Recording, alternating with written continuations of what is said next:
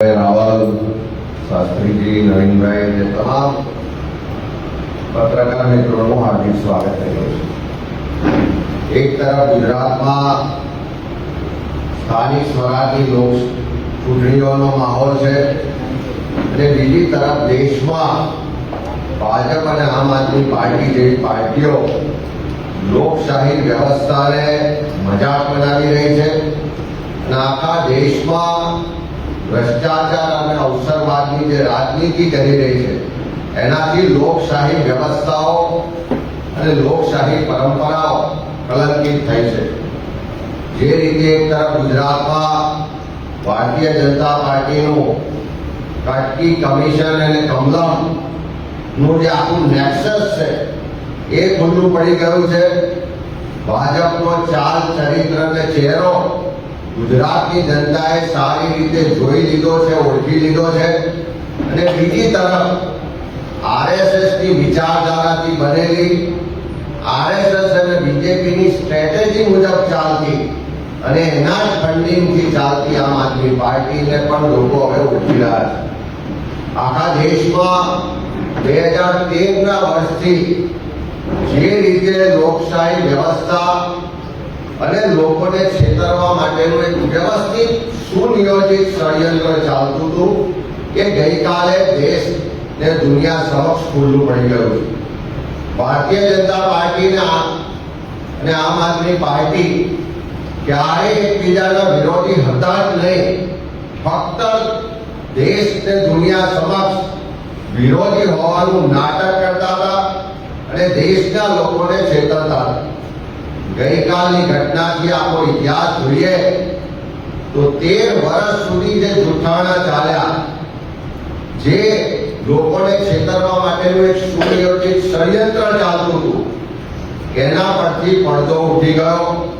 દેશ અને દુનિયાએ જોઈ લીધું ત્યારે ગુજરાતના લોકો આઘાતની લાગણી સાથે આ આખી જે ઘટના છે એને જોઈ રહ્યા છે અને એટલા જ માટે જ્યારે આખી ઘટનાના ઊંડાણમાં જઈએ તો આખી જે ષડયંત્રનું જે સુનિયોજિત પ્લાનિંગ હતું એને આપણે જાણી શકીશું।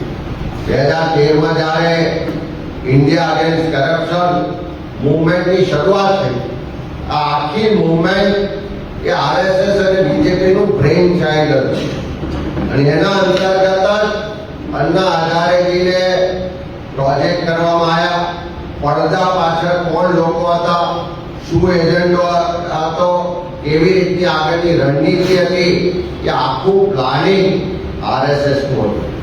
આખા દેશમાં કોંગ્રેસને સત્તા પરથી દૂર કરવા માટેનું એક આખું પ્લાનિંગ કરવામાં આવ્યું અને એ જ રીતે આપનો જન્મ આરએસએસ બીજેપીની વિચારધારાથી એના પ્લાનિંગથી થયો। 2013થી જે મૂવમેન્ટ ઊભી કરવામાં આવી અને આપનો જન્મ એ મૂવમેન્ટના આધારે થયો અને જે રીતે આખા દેશમાં કોંગ્રેસના મત તોડવા માટેનું ષડયંત્ર ગોઠવાયું અને એના ભાગ સ્વરૂપ આમ આદમી પાર્ટીને પાછળ બેકસીટથી ભારતીય જનતા પાર્ટીને આરએસએસે ચલાવ્યો।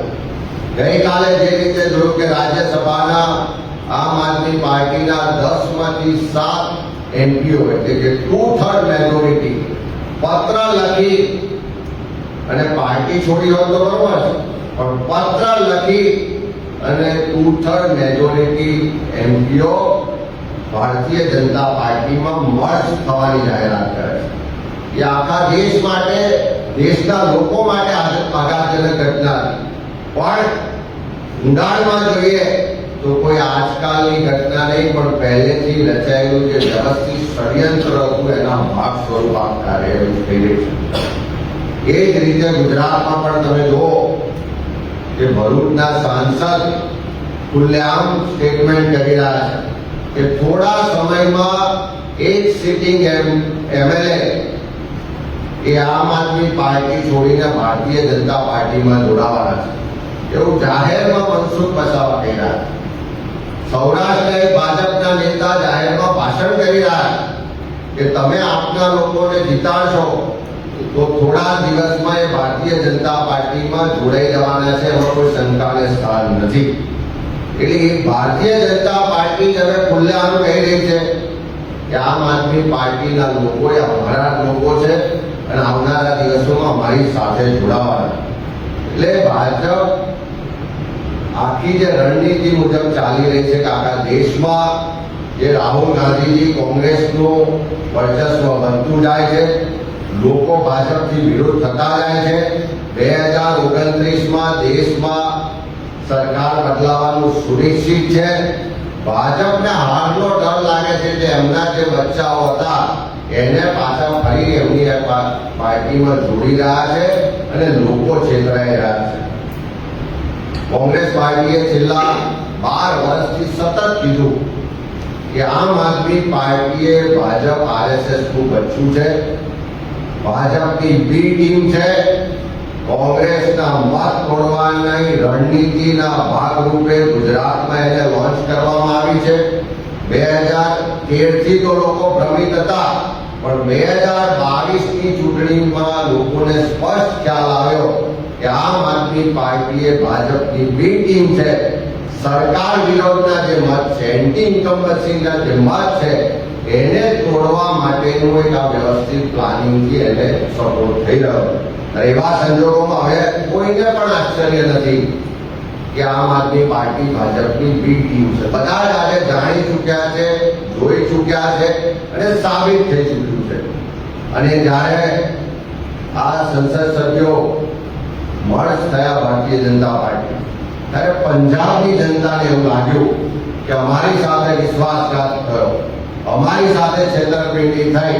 હજુ તો એવા પણ અહેવાલ છે કે થોડા દિવસોની અંદર પંજાબ સરકારના બહુમતી ધારાસભ્યો લેખિત સ્વરૂપે જાહેરાત કરવાના છે કે અમે બધા જ આમ આદમી પાર્ટીના ધારાસભ્યો આમ આદમી પાર્ટી આખી બહુમતી ભારતીય જનતા પાર્ટીમાં મર્જ થવા જઈ રહી છે.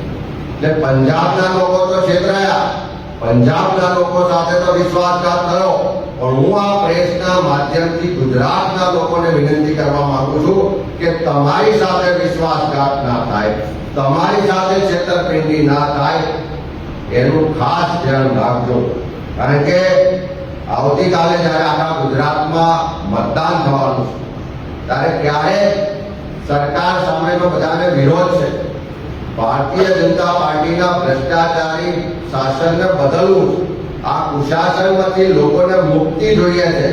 પણ જે વિરોધના મતો છે એને ડાયવર્ટ કરવાની, વિભાજિત કરવાની ભાજપ આરએસએસની સ્ટ્રેટેજી મુજબ કદાચ જો કોઈ આમ આદમી પાર્ટીને મત નાખ્યા તો તમારા મત વેડફાઈ જવાના છે.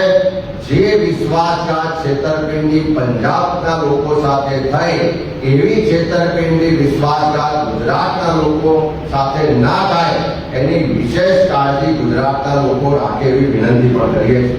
જ્યારે આપણા ગુજરાતમાં પરિવર્તનનો સંઘર્ષ થઈ ચૂક્યો હોય, ગુજરાતના મતદારો પરિવર્તન માટે મતદાન કરવાનો સંકલ્પ લઈ ચૂક્યા હોય, ત્યારે પરિવર્તનનો સંકલ્પને કોંગ્રેસ જ વિકલ્પ, એકમાત્ર કોંગ્રેસ પાર્ટી છે જે ગુજરાતના લોકોના હક અધિકાર માટે હંમેશા લડી છે.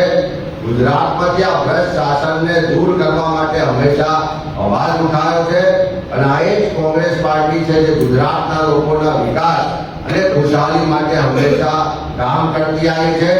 ગાંધી, નહેરુ અને સરદારની આ કોંગ્રેસ પાર્ટી એકમાત્ર ગુજરાતમાં વિકલ્પ છે. એ વાત આજે લોકો સમક્ષ પ્રસ્થાપિત થઈ ચૂકી છે. અને મારે ખાસ કરીને આખા દેશમાં અને ગુજરાતમાં જે લોકશાહીની મજાક બનાવવામાં આવી રહી છે, જે લોકશાહીને કલંકિત કરવામાં આવી રહી છે, જે રીતે પ્રજાનો જનાદેશ, પ્રજાનો વિશ્વાસ કેળવી આખી પાર્ટી ભારતીય જનતા પાર્ટીમાં મર્જ થઈ જાય અને આરએસએસ બીજેપીનું જે બ્રેઇન ચાઇલ્ડ હતું, જે મુવમેન્ટ હતી, એમાંથી ઊભી થયેલી આમ આદમી પાર્ટી આખા દેશમાં આવનારા દિવસોમાં કદાચ એવું પણ બને કે અરવિંદ કેજરીવાલ સહિત આખી આમ આદમી પાર્ટી ભાજપમાં મર્જ થઈ જાય, એવા સમાચાર આવે તો કોઈ આશ્ચર્યજનક નહીં હોય. એ દિવસો દૂર નથી કે જ્યારે આવું બની શકે. જેમ ગુજરાતમાં સ્ટેટમેન્ટો થઈ રહ્યા છે કે આમ આદમી પાર્ટીના એક ધારાસભ્ય થોડા સમયમાં ભાજપમાં જોડાવાના છે, સૌરાષ્ટ્રમાં સ્ટેટમેન્ટો થઈ રહ્યા છે કે ભાજપની અંદર જે લોકો જોડાવાના છે એને કદાચ તમે મત આપશો આમ આદમી પાર્ટીમાં તો પણ એ અમારી સાથે જોડાવાના છે. એનો સ્પષ્ટ મતલબ છે કે આમ આદમી પાર્ટી જે ભાજપની બી ટીમ છે, એવું અમે વારંવાર કહેતા હતા કે આજે સાબિત થઈ ચૂક્યું છે. ત્યારે ગુજરાતના મતદારો આવતીકાલ માટે એટલું ધ્યાન રાખે કે તમારો મત વેડફાય નહીં. તમારો મત પરિવર્તન માટે છે, તમારો મત સુશાસન માટે છે, તમારો મત ભ્રષ્ટાચારીઓને દૂર કરવા માટે છે, તમારો મત તમારા ટેક્સના પૈસાની જે બરબાદી થાય છે એને રોકવા માટે છે. ત્યારે આ મત વેડફાય નહીં. કોંગ્રેસ જ એકમાત્ર વિકલ્પ છે એ વાત કરવા માટે આજે તમારી સમક્ષ આવ્યા છે. એનો આપના માધ્યમથી ગુજરાતની જનતા સમક્ષ મેસેજ જાય, સંદેશો જાય એવી વિનંતી કરી.